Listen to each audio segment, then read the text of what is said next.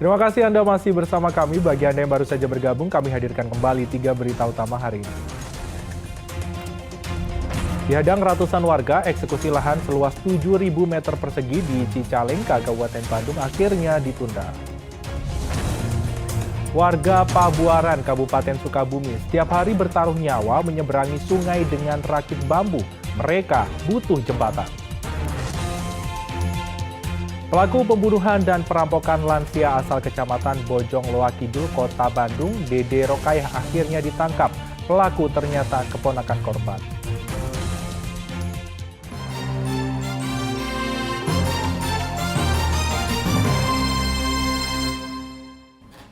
Dihadang ratusan warga, rencana eksekusi yang dilakukan pengadilan di Cicalengka, Kabupaten Bandung, Selasa siang batal dilakukan.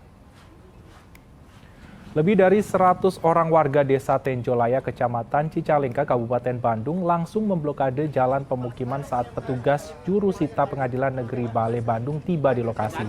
Mereka menghalangi eksekusi lahan dan sejumlah bangunan yang dalam sengketa.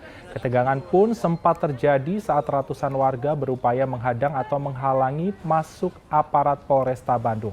Padahal aparat telah berupaya untuk melakukan mediasi antara warga termasuk tergugat dengan petugas jurusita Pengadilan Negeri Bale Bandung.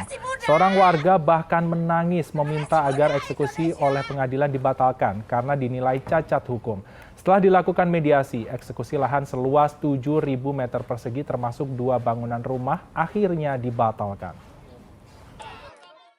Di lapangan dengan ininya masyarakat, khususnya bagi Yayasan Bina Muda yang dengan masyarakat setempat dan yang disampaikan oleh pengacaranya karena mereka baru menerima penetapan non-executable perkara nomor 33 tahun 2017. Jadi perkara untuk pelaksanaan eksekusi hari ini kita tunda untuk sementara. Kita akan bersosialisasi lagi dengan pihak masyarakat atau pihak terkait untuk hal itu. Ada berapa bangunan atau rumah yang rencana akan dieksekusi hari ini? Rencana cuman ada 2 Pak, ada 2, rencana ada 2 ya bersebelahan dengan pihak yayasan. Kita ke informasi selanjutnya, seorang ibu bernama Neneng melerai tawuran pelajar dengan sebilah bambu di Kabupaten Bogor. Karena aksi heroiknya, Neneng mendapatkan apresiasi dari sejumlah pihak.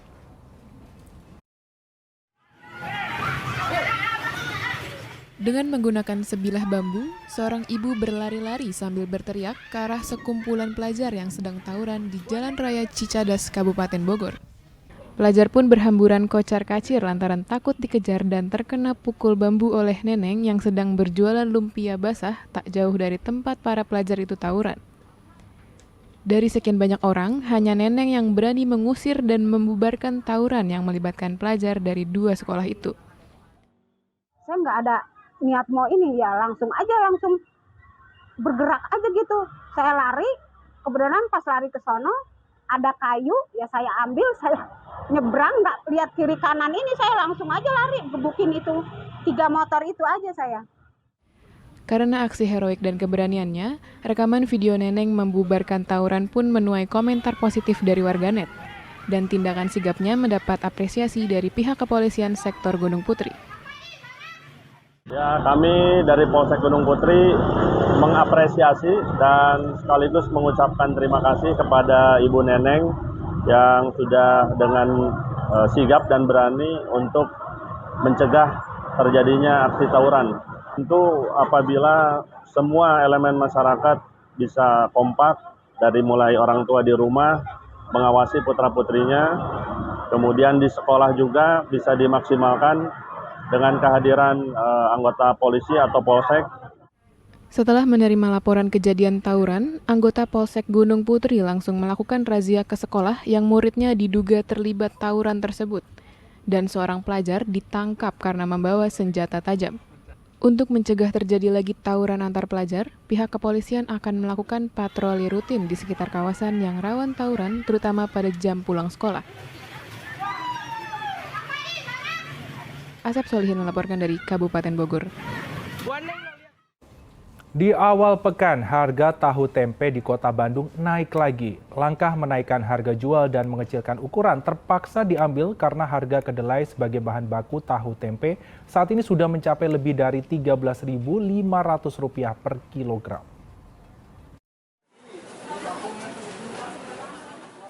Selasa pagi harga tahu di Pasar Kosambi, Kota Bandung naik cukup tinggi.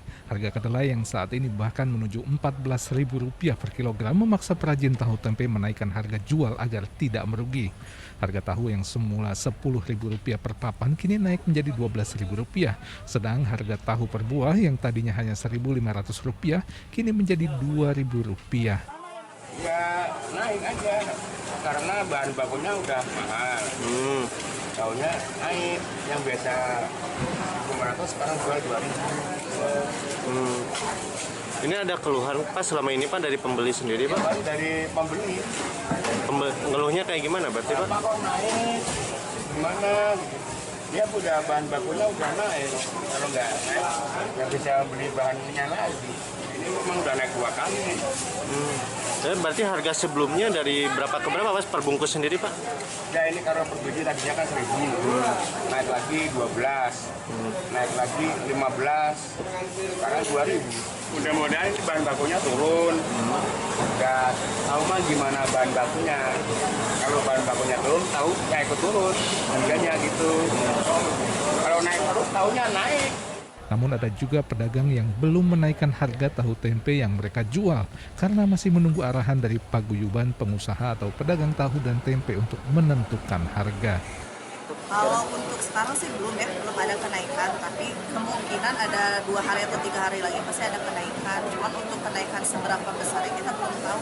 Soalnya kan kesepakatan antar paguyuban pengrajin tahu juga yang tahu tempe, jadi kita kan nggak bisa ngedahuluin, takutnya kalau kita naikin takut kemahalan, takut terlalu sedikit, jadi emang nunggu kesepakatan dulu dari paguyubannya sih. Sejauh ini kan kedelai naik teh, untuk harga tahu sendiri ini merugi nggak sih untuk pedagang? Sebenarnya kalau untuk dari beli bahan bakunya sih pasti ya, jadi yang biasa kita bisa budget untuk kedelai kan 12.000 misalnya, karena ada kenaikan kan dari ketetapan harga tahu kan sekarang kedelai udah naik jadi 13.500 kan. Ya, emang sih kita jadi nomboknya itu kan, jadi emang untuk sekarang jadi lebih banyak nomboknya sih. Harga tahu dan tempe yang terus naik memaksa ibu rumah tangga putar otak lebih keras, menimbang kemampuan keuangan mereka untuk memenuhi kebutuhan pangan setiap harinya. Padahal selama ini tahu tempe jadi pilihan karena harganya yang murah. Bu biasanya beli tahu berapa Bu? Beli tahu kalau murah banyak, kalau sedikit kalau murah banyak, kalau mahal ya diukur-ukur aja. Kalau kita mah yang udah pensiun mah harus pinter-pinter ngitung uang. Naik gimana? Tempe yang naik yang mungkin wajar ya. Ada kedelai yang bahan bakunya jauh dan naik.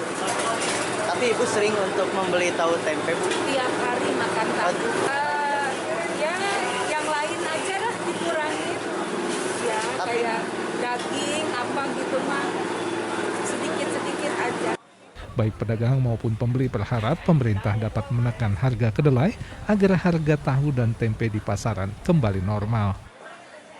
Muhammad Rizal melaporkan dari Kota Bandung. Pelajar SD di Sukabumi bertaruh nyawa untuk bersekolah. Setiap harinya mereka terpaksa naik rakit bambu untuk menyeberangi aliran sungai yang deras akibat tidak adanya jembatan penghubung antar desa. Tidak semua anak bisa ke sekolah dengan akses yang aman dan nyaman. Salah satunya yang dialami siswa Sekolah Dasar Negeri Cilele 2 di Desa Sirnasari, Kecamatan Pabuaran, Kabupaten Sukabumi. Mereka harus bertaruh nyawa menyeberangi Sungai Cikaso yang cukup deras dengan rakit bambu demi menuntut ilmu. Siswa menyusuri pinggir sungai dengan menggunakan sendal jepit. Lalu satu persatu menaiki rakit bambu dibantu oleh anggota Babinsa. Setelahnya, rakit bambu ditarik oleh seorang warga menyeberangi arus sungai yang cukup deras. Meskipun berbahaya, menyeberang menggunakan rakit bambu adalah satu-satunya cara tercepat menuju desa seberang tempat sekolah mereka berada. Jalur darat yang menjadi alternatif penyeberangan harus ditempuh selama 2 hingga 2,5 jam perjalanan. Jika sungai meluap, siswa memilih untuk tidak pergi ke sekolah karena takut hanyut terbawa arus. Pihak sekolah pun akan melakukan kunjungan ke rumah siswa agar mereka bisa tetap belajar dan tidak tertinggal pelajaran. Hari memang suka lewat sini atau gimana? Iya suka, kalau lama enggak, suka libur. Kalau banjir tidak? Iya tidak. Kalau kondisi ini takut nggak kalau misalkan untuk nyebrang sini? Takut kalau besar. Kalau besar takut? Iya. Biasanya nyebrang sama teman-teman atau memang dengan sendiri? Teman-teman. Banyak kan? Iya. Tak hanya siswa, sebagian warga desa juga mengandalkan rakit bambu untuk menyeberang ke desa Sirnasari. Hal ini dikarenakan sebagian aktivitas perekonomian warga ada di desa seberang. Penarik rakit pun mengaku bisa menarik rakit 10 hingga 15 kali balik setiap harinya. Kadang-kadang ada 10 balik gitu. Kadang-kadang 15 balik, 20 balik. Itu siapa aja Pak yang lewat sini Pak? Ya anak sekolah, yang lain. Kalau kondisi airnya besar, seperti apa Pak? Atau memang memaksakan? Ya kalau besar mah enggak. Kalau besar kayak banjir semut gini mah enggak. Oh iya. Ya kalau kejangkau sama saya pasti saya nyebrangin. Nih Pak, warga yang nyebrang ini memang tujuannya kemana Pak? Ya aktivitas ke hutan, kemana aja gitu. Yang dari sono ke sono, yang ke sono ke sini gitu. Rupanya keinginan adanya pembangunan jembatan sejak 2019 lalu sudah diajukan aparat desa ke pemerintah kabupaten hingga provinsi dan pihak terkait. Namun hingga saat ini belum ada realisasinya. Kalau upaya sudah dari mulai tahun 2019 awal dulu, udah pengajuan udah ke tingkat provinsi, mengajukan ke jantung desa atau jembatan gantung desa. Tapi kesini keburu COVID mungkin anggarannya yang nggak jadi. Yang sangat dibutuhkan itu harusnya jembatan, tapi karena jembatan nggak ada dari dulu, mungkin dari zaman Belanda sampai sekarang merdeka sampai saat ini ya belum pernah adanya jembatan, ya terpaksa menggunakan rakit yang sangat dibutuhkan untuk aktivitas baik anak sekolah, nyebrang, dan juga masyarakat, petani, untuk beraktivitas ke sawah, ke ladang, dan juga roda perekonomian. Kadang-kadang motor juga itu naik rakit lewat ke sana. Saat ini, warga berharap pemerintah membangun jembatan penghubung antar desa karena sangat dibutuhkan untuk menunjang roda perekonomian dan pendidikan, sehingga para siswa dan masyarakat bisa beraktivitas dengan aman dan tidak terancam keselamatannya. Asep Didi melaporkan dari Kabupaten Sukabumi.